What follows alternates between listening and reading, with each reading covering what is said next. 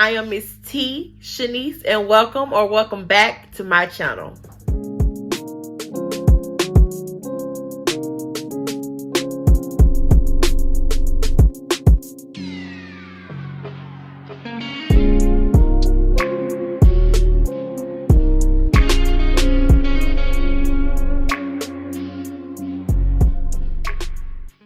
What's up, guys? It's Miss T Shanice, and I'm back with another video. If you haven't seen the previous video, stop what you're doing, go ahead and watch that video on how to obtain your CDL permit. And if you have already watched that video, welcome to part 2 of obtaining your CDL and getting on the road. In this video, I'll be sharing tips on how to get your CDL pre-trip inspection down pat. You will need to know everything from the front, under the hood, the axles, the trailer, literally from, I'm not kidding you, from the front of the truck all the way to the trailer of the truck and even underneath the truck.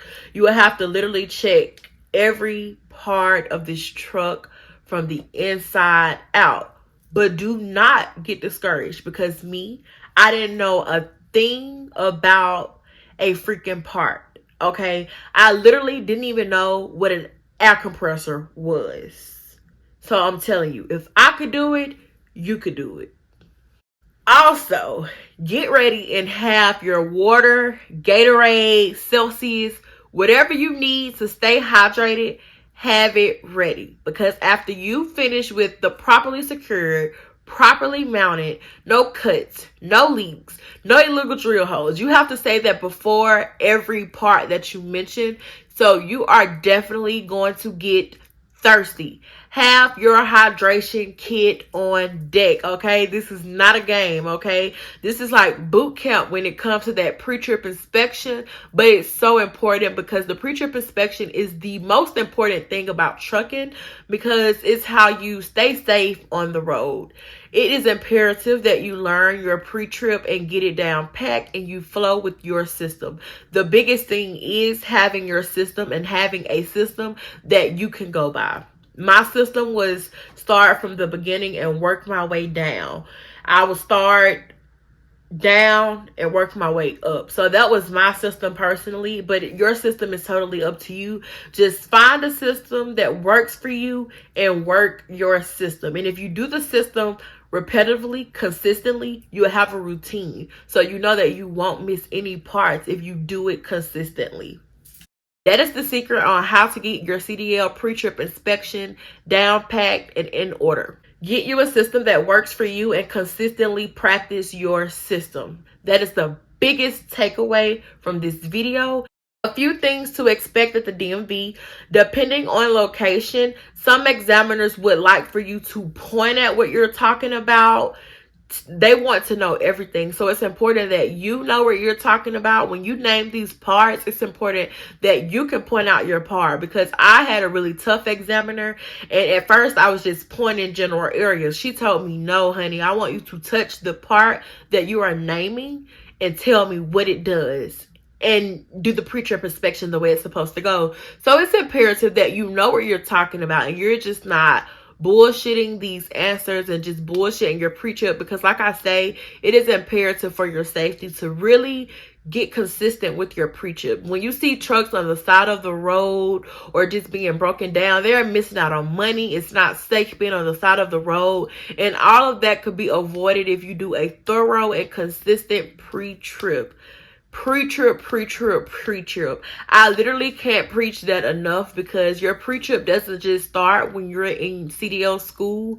Your pre-trip just doesn't start to get your CDL. You literally do your pre-trip every day. You do your pre-trip before you move that truck. If you do your pre-trip every time you move that truck, you're going to have an easy, smooth sailing career in trucking. They have different areas that they will test you on at the DMV. So like I said, it's just important to know the whole truck. Sometimes they give you A, B, or C. A could just be under the hood and you do the axles. B could just be just the trailer part and the axles. And then C could just be the whole truck. But keep in mind that regardless of the A, B, or C, you have to do the coupling.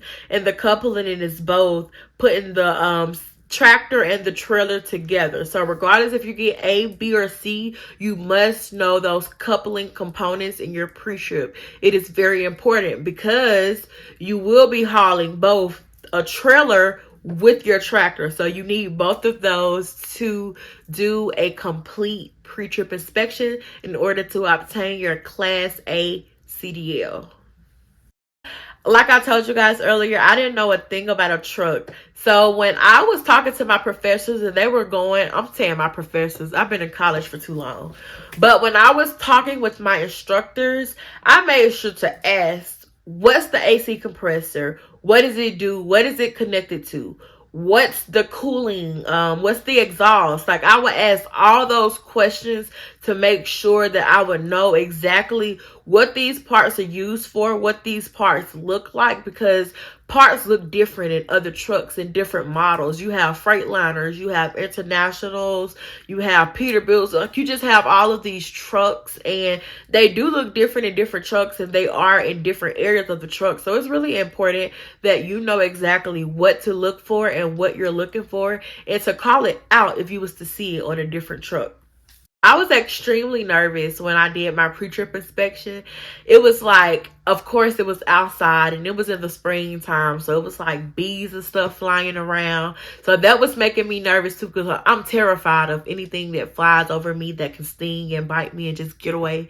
But I was terrified. So while I was doing my pre-trip inspection, I made sure that I repeated myself over and over. I probably named some parts 3 times just so I'll know that the examiner is hearing me and that she hears, like, okay, I do know what I'm talking about. Even though I was nervous, I wanted to sound confident enough that she knows, like, okay, this girl really knows what she's talking about. Even though she's a little nervous, I'm telling you, I repeated myself 3 times because I wanted to make sure that everything that I was naming, she heard. It's so many parts in the truck, you can get overwhelmed, and sometimes you could go so fast that the examiner don't even notice that you're saying some of the things. So it's okay to repeat yourself, and like I say, I went through my system. I double checked myself in front of the examiner. Take your time. Take as much time as you need.